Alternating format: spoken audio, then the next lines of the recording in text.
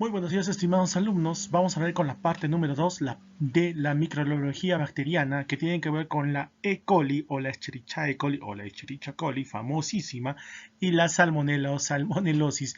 Después haremos la Shigella, Klebsiella pneumoniae y Helicobacter pylori, que están divididos en este capítulo. Sé que anteriormente hemos visto el bacilo de Koch, ojo, bacilo de Koch, pero hoy nos toca ya la E. coli. Entonces, por eso no le he puesto en esta parte el bacilo de Koch, porque ya lo hemos tratado en nuestra parte número 1 de la microbiología bacteriana, ¿ok? Entonces, pasamos a esta parte que es muy importante, ya que vamos a ver sobre cosas generales, elementales, y que nos pueden ayudar también cuando nosotros vamos a tratar un poquito con los medicamentos, ¿correcto? Entonces, pasamos en esta parte, vamos a nuestra unidad directa de análisis microbiano en la industria farmacéutica y empezamos con nuestra clase del día de hoy. Para dominar el miedo tienes que aislarlo y para ello tienes que definir su objeto con precisión. Kenzaburo Oe, uno de los más grandes pensadores del siglo XXI, genial, pueden leer su obra, se la recomiendo, Kenzaburo Oe. Este autor, pero bueno, no va a alcanzar el tiempo, ya en otra oportunidad será. Ok, aquí vemos por ejemplo, unos viejos conocidos, digo viejos conocidos, no porque los conocemos personalmente o nos les hayan presentado, nos dicen, oye, mira, te presento la salmonela, ¿no? Algo así, no, así no. Aquí vamos a ver, por ejemplo, el E. coli, el Escherichia coli, el Helicobacter pylori, ¿no? Una de las superbacterias, vamos a llamarle así, superbacterias. Si yo siempre me hago esta idea de que esta Helicobacter pylori es como una bacteria, una superbacteria, yo prefiero llamarle como un tipo de superbacteria porque es resistente ya a varios medicamentos.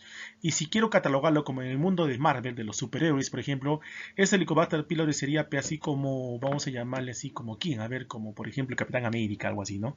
O el Increíble Hulk, por ejemplo, así, ya imagínense, ¿no? Qué tal bacteria que tenemos en nuestro estómago?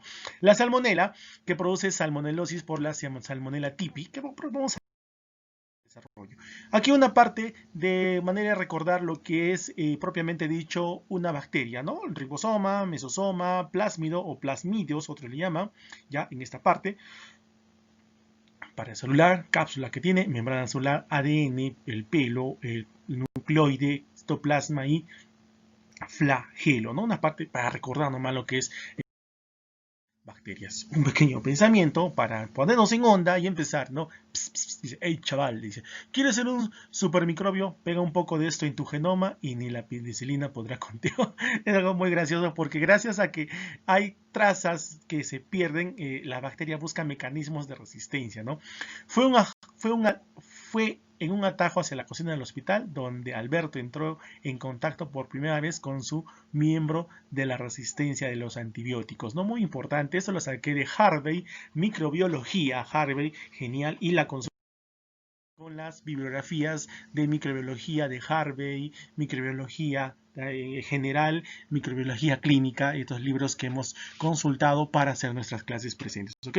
Enterobacterias, vamos a generar, porque vamos a hablar de enterobacterias propiamente dichos. La familia de las enterobacterias o Enterobacteriaceae constituye un grupo grande y heterogéneo de bacterias gram negativas, aunque se traten de gérmenes ubicuos o inocuos también otros le pueden decir ya, encontrándose de forma universal en el suelo, agua y la vegetación, y así como formando también parte de nuestra flora intestinal normal de muchos animales, además del hombre. Entonces, enterobacterias vamos a estar en más o menos, vamos a decir, en nuestro sistema entérico, que van a ser algunas veces algunos gram negativos, pero que vamos a sacar ventaja de ellos, vamos a favorecernos, pues hay ciertos nutrientes que nosotros no podemos metabolizarnos, por ende necesitamos esto llamado como flora intestinal, mal llamada flora intestinal, pues en realidad se llama microbiota intestinal o la biota intestinal, ¿ya?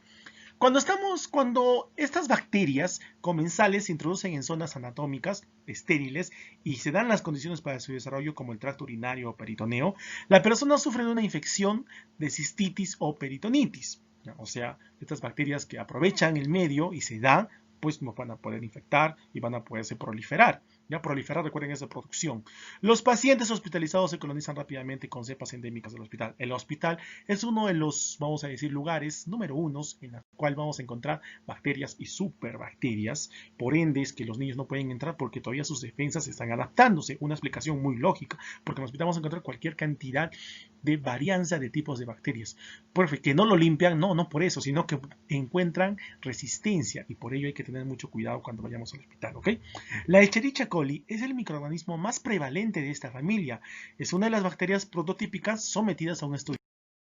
La Escherichia coli es una de las más estudiadas a nivel de la microbiología clínica. Puede provocar infección urinaria, infección intestinal, infección intraabdominal como abscesos, peritonitis o una infección generalizada, sepsis o bacteremia también, ¿ya? Sepsis o bacteremia. Otro tenemos a tener como Salmonella typhi, que puede tener una infección intestinal, la Shigella, una infección intestinal, disentería basilar, la Shigella, Yersinia, el Vibrio cholerae, el Campylobacter jejuni y la Pseudomonas aeruginosa, entre otras que vamos a tener en esta parte de estos tipos de bacterias, ¿no? De forma general nomás, que miren, ¿qué nos puede producir la Escherichia coli, la Salmonella, Shigella, Yersinia, que no le he agregado, pero bueno, lo pongo aquí de forma rápida. Vibrio cholerae, el cólera, muy famoso cólera, ¿ya? Campylobacter jejuni, ¿ya? Y la Pseudomonas aeruginosa, ¿no? Que es una infección hospitalaria. Escherichia coli, nuestra más famosa y seguida de lo que es el bacilo de Koch. La Escherichia o Escherichia coli es un bacilo corto gram negativo aerobio facultativo perteneciente a la familia de Enterobacteriaceae, tribu de Escherichia. Coloniza el intestino del hombre pocas horas después de su nacimiento. O sea, esta bacteria la vamos a tener después de nuestro nacimiento. Se considera parte de la biota normal, es el término exacto, biota normal o biota intestinal o biota, ¿no? En este caso, no biota nada más, pero existen cepas patógenas que pueden causar daños. O sea, hay unas ciertas cepas que pueden causar daño cuando van a colonizar nuestros intestinos. O sea, nosotros la tenemos como parte de la biota intestinal o la flora intestinal. Sin embargo, hay unas varianzas de estas que pueden alterar, ¿ya? Extraintestinales o ambos, produciendo diferentes síndromes, entre ellos el síndrome diarreico. Para que puedan entender, cuando yo digo cepa, imagínense ustedes, ¿ya? Tú eres Henry Chinocari, yo el que estoy hablando, lógicamente, ¿no? Estoy tranquilo, todo normal. ¿Cómo sería una cepa, una varianza? Imagínense que yo me clono, pero mi clon puede, voy a decir, ya no va a ser como yo, buenito, todo buena gente, chévere, bacán, ¿no? No, sino que de repente este va a ser un poquito malicioso y en vez de andar así normal como una persona común y corriente, bueno, va a tener en su poder granadas, metralletas, cañones, chalecos antibalas, me refiero a algo así, ¿verdad? Es una varianza de este tipo de Escherichia coli o E. coli que puede causar daño, en este caso, a nuestro organismo, ¿correcto? Entonces tenemos ahí la Escherichia coli, familia Enterobacteria, Escherichia, especie coli. Forma parte de la flora intestinal normalmente y establece una relación simbiótica con el hospedero, o sea, establece una relación simbiótica con nosotros. Aprovechamos su beneficio y ellos aprovechan nuestro beneficio también. Así de sencillo, es una simbiosis en conjunto. La Escherichia coli es el microorganismo de vida libre que mejor se ha estudiado. Estas bacterias pueden ser móviles, la mayoría, o inmóviles. La mayor parte de ellas fermentan la lactosa y son capaces de producir indol a partir del triptofano. Muy importante esta. Se han demostrado que existen cinco grupos, ¿ya? En este caso, de familias de E. coli, ¿ya? Que son 5. Los enteropatógenos, o conocidos como EPEC, los enterotoxigénicos, o los ETEC, los enteroinvasivos, o los IEC, los enteroagregativos, los EAEC, y en este caso los enterohemorrágicos, los EC. Los EC, ¿ya? Los 5 grupos de E. colis diferentes que van a ser enteropatógeno, enteroinvasivo, enterotoxigénico, enteroagregativo y enterohemorrágico. Solo para conocer en esta parte, nada más para que tengamos idea. Enteropatógeno o los famosos EP. ¿Qué causa? Este es el que se presenta en niños menores de dos años, y que causa y afecta, bueno, produce diarrea, ¿ya? En palabras sencillas, ya para no hacerla tan larga, ¿no? Menores de 12 años, menores produce diarrea, ya que puede asociarse con fiebre y si no se controla va a haber una deshidratación. Entonces, lo primero que tenemos que hacer es que Controlar la fiebre, hidratar y evitar que se deshidrate el paciente, ¿no? Por eso dice pérdida de disacarasas. ¿Qué son las disacarasas? ¿No? Las disacarasas son las enzimas que parten a los disacáridos. ¿Ya? Recordemos en esa clase de análisis de procesos biológicos. ¿Ya? Pérdida de disacarasas que pueden causar que rompen los disacáridos para que se aprovechen. Y si no se rompen, no se aprovechan y al final pasan simplemente a lo que es, en este caso, a las heces. ¿Ya? Entonces ahí, muy importante. Las APEC afectan a menores de 2 años, producen diarrea, deshidratación y fiebre, ¿no? Si es que la situación sigue, puede llegar a la muerte. Las famosas años. Las EEC se ven en países de clima templado como Estados Unidos, Canadá, Argentina, Inglaterra, Japón, entre otros. Hay diferentes serotipos. Bueno, en este caso los serotipos van a variar. ¿Qué produce? Colitis hemorrágica, diarrea en el inicio brusco con dolor abdominal. Las evacuaciones líquidas se acompañan de una descarga de hemorragia. O sea, el paciente puede tener enterohemorrágica por E. coli cuando, en este caso, va a acompañar sus heces de sangrado, ¿ya? Síndrome urémico hemolítico. Pero como dice, no es en climas templados. El de nosotros no es templado, pues va a varianza, pero no quiere decir que no seamos propensos a que pueda ocurrir eso. Puede ocurrir esto. Vamos a tener el entohemorrágico, un ejemplo muy sencillo, ¿no? ¿Dónde puede venir la infección? Pues del ganado vacuno y otros rumiantes que son portadores principales de la E. coli. Entonces aquí vamos a ver que el factor o el fundamental va a ser la vaquita.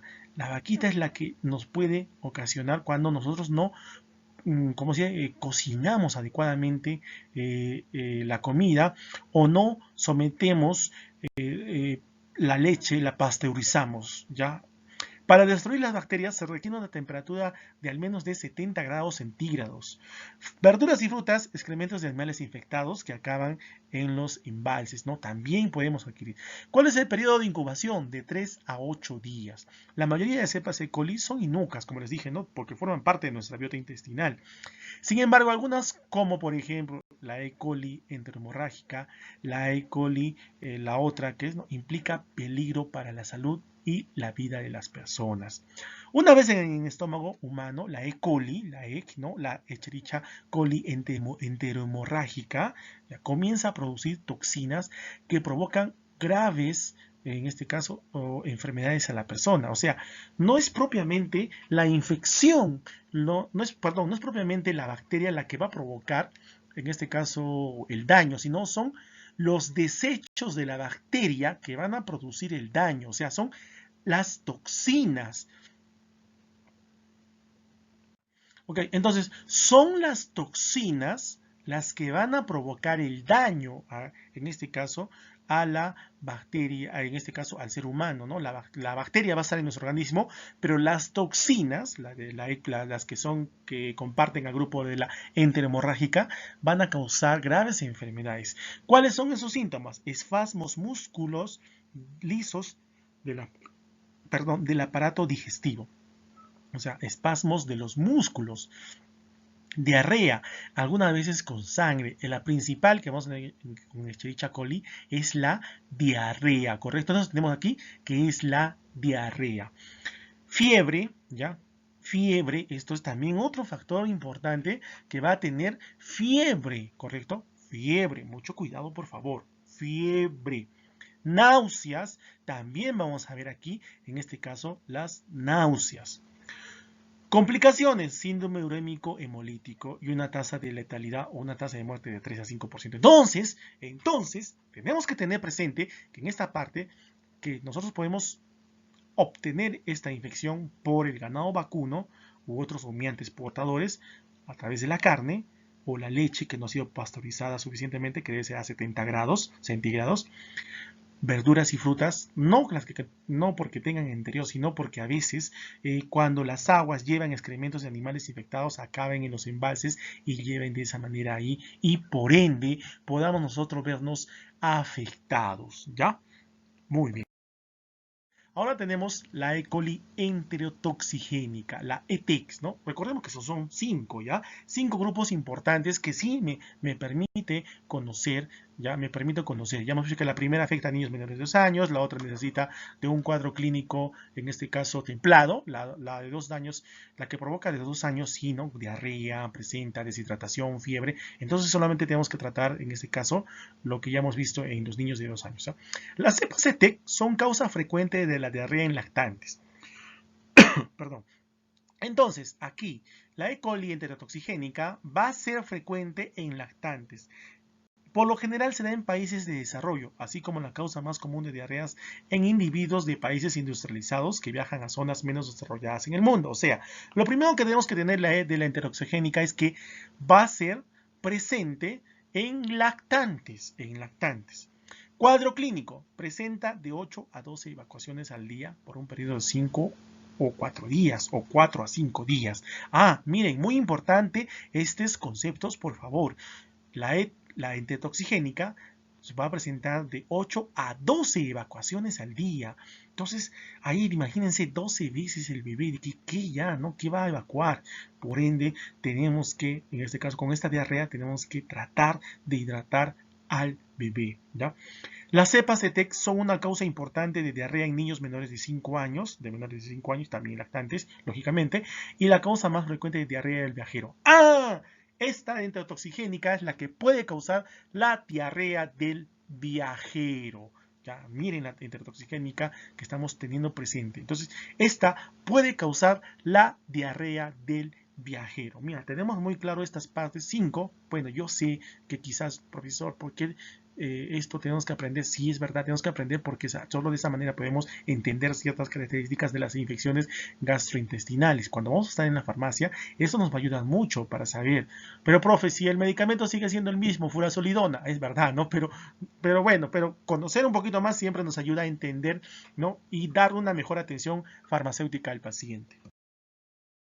Después tenemos, en este caso, en la enfermedad de vías urinarias que pueden producir, recuerden que les he dicho que las infecciones de transmisión sexual, perdón, ¿qué estoy hablando? Las infecciones por E. coli pueden producir infecciones en las vías respiratorias, las ITU, ¿ya? En las infecciones de las vías respiratorias. Pero, profesor, ¿cómo así? ¿Cómo es posible? Si esta bacteria tiene... En este caso, esta bacteria no tiene para moverse, algo así, pues vamos a ver ahorita, ¿ya? Características bacilo gram negativos, facultativos, fermentan la lactosa, ya lo hemos visto. Pues muy importante esta parte, por favor. Hábitat y transmisión. Hábitat y transmisión. La Escherichia coli está en el colon humano, ¿ya? Coloniza la vagina y uretra, provocando una diarrea fecal oral, ¿ya? O sea, puede haber un contagio de diarrea fecal oral. La meningitis neonatal se adquiere durante el nacimiento. A veces puede darse por esto, ¿correcto? Patogenia. Las endotoxinas de la pared celular causan un choque séptico de enterotoxinas termolábiles que pueden alterarse con la temperatura, ¿ya? Termoestables. Las ITU en mujeres incluyen proximidad ano-vagina-uretra. A ver, para entender esta parte, ¿por qué puede dar o por qué son, o bueno, mejor más práctico? Ustedes quizás alguna vez de repente en sus prácticas de farmacia han visto, tengo infección urinaria, ¿no? Pero yo no tengo pareja, no tengo nada, me cuido todo. Entonces, digamos, cuando hice todo eso, es que esa infección urinaria, esa infección vaginal, ojo, no es por, en este caso, ya, porque haya tenido contacto sexual o su ropa está creándole alergia ni nada por el estilo. Simplemente es porque, en este caso, la paciente, ya, no se asea adecuadamente cuando va a defecar al baño. Recuerden que eso se encuentra en este caso en el colon y en el colon vamos a encontrar la última parte de absorción y a veces se van, algunas bacterias van con las heces, ¿ya? ¿Y por qué creen que te toman o cuando vas a hacer una muestra biológica, un cuerpo cultivo, te piden que en este caso un cuerpo cultivo te piden una muestra de heces porque iban a encontrar bacterias, ¿no? O patógenos, vamos a llamar así, que pueden estar afectando a otro organismo. Entonces, al momento de no limpiar adecuadamente, por ende, estas bacterias como tienen flagelos, ¿y qué son los flagelos? Medidas. Profe, ¿qué son los flagelos? Pues los flagelos son estas colitas que aparecen aquí y eso le permite moverse y pueden llegar a la cavidad vaginal y de esa manera pueden provocar infecciones urinarias, infecciones del tracto urinario, las famosas ITU, infecciones del tracto urinario. Como les digo, pueden colonizar también la vagina y a veces la uretra, porque es parte de la biota del humano. Y cuando hay una exageración puede haber una diarrea fecal, y sin contacto puede ser diarrea fecal oral. La meningitis neonatal, por ejemplo, en el caso de la meningitis neonatal se adquiere en el nacimiento. Es un ejemplo clásico de lo que podemos ver, ¿ya? La situ, como les decía, las infecciones de transmisión, infecciones de transmisión, infecciones del tracto urinario, infecciones del tracto, la situ, infecciones del tracto urinario, ¿no? Como les digo, esa es la proximidad del ano con la vagina, por eso es, ¿no? En cambio, en el caso del varón, no, pues en el caso del varón tenemos, en este caso, nuestro miembro viril que está alejado, en este caso, del ano, por ende, no va, en este caso, no va a darse, ¿no? No quiere decir que no sea imposible, no, puede darse siempre y cuando no haya una higiene adecuada en esta parte. Entonces tenemos que tenerlo en cuenta, ¿correcto? Tenemos que tenerlo en cuenta. Aquí justo lo que les explicaba, ¿no? Miren, entonces cuando va a haber el Escherichia coli procedente del recto, aquí está en este caso la cápsula rectal. Cuando va a hacer sus necesidades la persona va a ir en este caso directamente, perdón, aquí está ya el recto, la persona, ojo, la persona va a ir a hacer necesidades y va a veces a encontrar, ¿no? Y cuando no hacíamos adecuadamente esta parte, ¿no? Por ende, puede entrar a la cavidad vaginal y también, en este caso, a lo que es el meato urinario. Por ende, miren, aquí está esto de aquí, estamos pasándolo aquí a esta imagen. Entonces, tenemos que tener mucho cuidado en esta parte para no caer, ojo, para no caer en esta como se dice, en este problema en caso de la mujer, pero a veces, como les digo, no tienen pareja ni nada y tienen una infección urinaria o infección vaginal y es por ello, por esto, ¿correcto? O simplemente por una mala higiene dentro cuando van a hacer sus necesidades, ¿ya? Muy bien. La E. coli, ¿cómo podemos diagnosticarlo en el laboratorio? A través de frotis, ¿no? De Gran con azul de metileno, ahí tenemos las muestras, las imágenes muy simpáticas, muy bonitas, con agar McConkey y eosina de metileno, McConkey nos va a dar más o menos esta forma de aquí ya, entonces un verde, como dice, ¿no? Agar McConkey nos va a dar un verde, ¿no? Lustroso, miren ese verde lustroso, bien bonito, ya este es un cultivo de E. coli que se puede hacer. Bueno, nosotros el año pasado hemos hecho cultivo de bacterias, hoy no vamos a poderlo hacerlo debido a esta pandemia, ¿verdad? Entonces solamente evocarnos a nuestras imágenes, ¿ya? Un pequeño paréntesis para entender aquí más o menos esto, es muy simpática esta parte. Contundente ya que afecta a una de cuatro personas, ¿no? ¿no? El médico infecta a todas esas personas, ¿no? Con X, vamos a decir, agente infeccioso y saca sus conclusiones, ¿no? Es una manera exagerada de entender más o menos cómo se saca un cuadro clínico de las personas. Pues esto es de Harvey, de microbiología de Harvey, como les decía, de microbiología de Harvey, ¿ya? Hay otro de Hendricks también. Bueno, continuará esta parte en nuestra siguiente sesión, estimados alumnos. Muchísimas gracias. Por favor, recuerden, deben de cuidarse. Cuídense, por favor, cuídense mucho. Y sin más, me despido para nuestra siguiente sesión, parte número 3, que va a realizarse. Hasta luego.